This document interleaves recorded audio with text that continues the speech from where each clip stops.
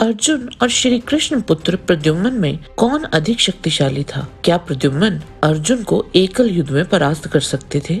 दोनों के ही पास प्रलयंकारी दिव्यास्त्र थे। जहां अर्जुन के पास पाशुपतास्त्र तो प्रद्युम्न के पास वैष्णवास्त्र था। दोनों ही युद्ध कला में निपुण थे। तो अगर ये दोनों महान योद्धा आपस में टकरा जाते तो विजय किसकी होती? इसका उत्तर जानने के लिए वीडियो को अंत तक अवश्य देखें। और अगर आपको हमारा ये वीडियो पसंद आए तो इसे लाइक और हमारे चैनल को सब्सक्राइब अवश्य करें। इससे हमें और भी अच्छा कार्य करने की प्रेरणा मिलती है। सर्वप्रथम ये जानना आवश्यक है कि इन दोनों की शक्तियों के बारे में महाभारत, भागवत एवं हरिवंश जैसे पुराणों में क्या कहा गया है। सर्वप्रथम अर्जुन के बारे में जानते हैं। महाभारत के आदि पर्व के अनुसार अर्जुन ऋषि नर के अवतार थे, जो भगवान विष्णु के आंशिक अवतार हैं। वन पर्व में एक स्थान पर महर्षि वेदव्यास जी कहते हैं, अर्जुन भगवान विष्णु का अंश है। वे अत्यंत ऊर्जावान ऋषि हैं। वे प्राचीन और शाश्वत देवता हैं, जो नारायण के सखा और विष्णु के अंश हैं। इंद्र, रुद्र और लोकपालों से अस्त्र प्राप्त करने के बाद वे महाबाहु महान कार्य करेंगे। वेदव्यास जी के द्वारा रचित धनुर्वेद नामक ग्रंथ के अनुसार भगवान शिव और श्री राम के बाद अर्जुन ही सर्वश्रेष्ठ धनुर्धर हैं।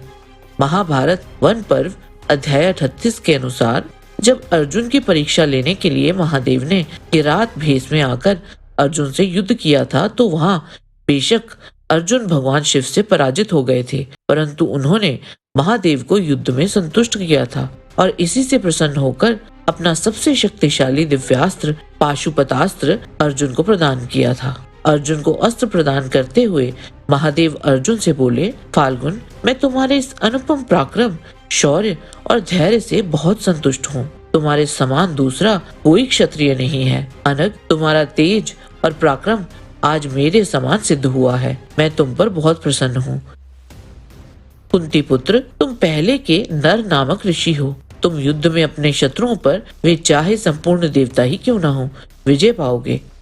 वही बात करें प्रद्युम्न की, तो प्रद्युम्न भगवान श्री कृष्ण और माता रुक्मिणी के पुत्र थे।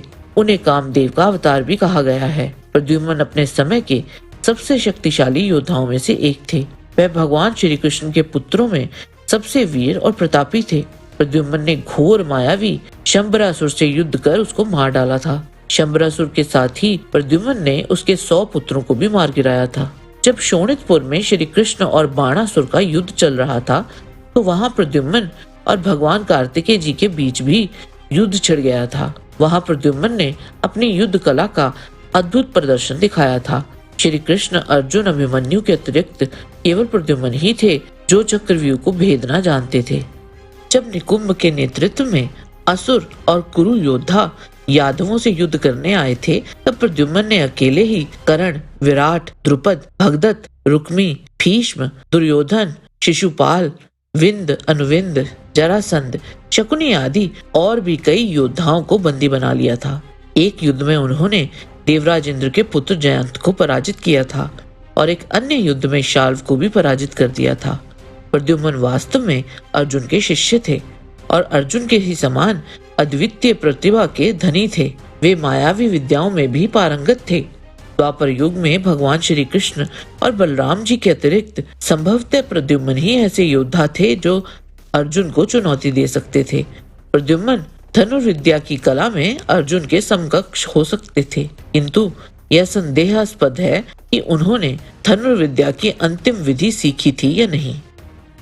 संभव है कि प्रद्युम्न के पास वे सभी दिव्यास्त्र ना हो जो अर्जुन के शास्त्रागार में थे, विशेषकर वे अस्त्र जो अर्जुन को स्वर्ग में देवताओं से प्राप्त हुए थे। इसके अतिरिक्त अर्जुन को युद्ध का कहीं अधिक अनुभव था, क्योंकि उन्होंने देव, असुर और मानव तीनों के साथ असंख्य युद्ध लड़े थे। कुरुक्षेत्र युद्ध के दौरान अर्जुन ने प्रद्युम्न और सात्यकी दोनों के प्रति अत्यंत उच्च सम्मान प्रकट किया था। एकल द्वंद्व में प्रद्युम्न अर्जुन को कड़ी चुनौती दे सकते थे। यहाँ तक कि प्रद्युम्न अपनी मायावी शक्तियों का प्रयोग कर अर्जुन को मुश्किल में भी डाल सकते थे। परंतु यहाँ भी वही बात आती है कि अर्जुन के पास हर वो अस्त्र था जो किसी भी प्रकार की माया को काट सकता था, और ऐसा उन्होंने गंधर्वों के साथ युद्ध में करके दिखाया भी था, और अंत में संभवतः विजय अर्जुन की ही होती। क्यों अर्जुन ही विजयी होते, इसका एक और प्रमाण हमें महाभारत के आदि पर्व अध्याय 218 में मिलता है। जब अर्जुन ने श्री कृष्ण और बलराम की बहन सुभद्रा का अपहरण कर लिया, तब वहां बलराम जी भगवान श्री कृष्ण से बोले, जनार्दन, ये सब कुछ देखते हुए भी तुम क्यों मौन होकर बैठे हो? उसने हम लोगों का अपमान और केशव का अनादर करके आज बलपूर्वक सुभद्रा का अपहरण किया है, जो उसके लिए अपनी मृत्यु के समान है। गोविंद, उसने जो मेरे सिर पर पैर रख दिया है, उसे मैं कैसे सह सकूंगा? आज मैं अकेला ही इस वसुंधरा को कुरुवंशियों से विहीन कर दूंगा। बलराम जी को उत्तर देते हुए श्री कृष्ण बोले, आर्य, इंद्रलोक एवं रुद्र लोक सहित संपूर्ण लोकों में भगवान शिव को छोड़कर दूसरे किसी को भी मैं ऐसा नहीं देखता जो संग्राम में बलपूर्वक पार्थ को परास्त कर सके। आप लोग प्रसन्नता के साथ और बड़ी सांत्वना से धनंजय को लौटा लाइए, मेरी तो यही परम सम्मति है।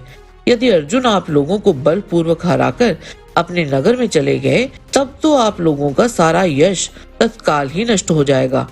यहाँ श्री कृष्ण ने स्वयं ही इस बात का उत्तर दे दिया था।